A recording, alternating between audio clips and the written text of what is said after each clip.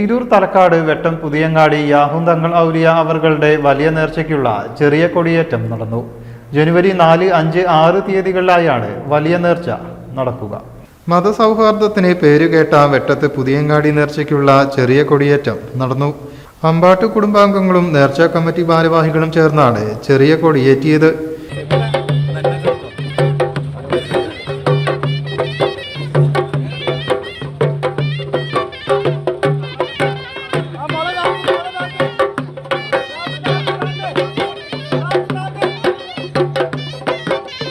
പൂഴിക്കുന്നത്തെ വാക്കേപ്പറമ്പിൽ നിന്ന് കൊടിയും വാക്കേപ്പാട്ട് കുടുംബത്തിൽ നിന്ന് കൊടിയുറയ്ക്കാനുള്ള മുളയും കൊണ്ടുവന്നു.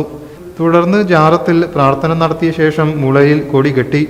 ജാതിമതഭേദമന്യേ ആയിരങ്ങളാണ് ഭാഗമായത്. വിവിധ രാഷ്ട്രീയ പാർട്ടി ഭാരവാഹികളും സംബന്ധിച്ചു.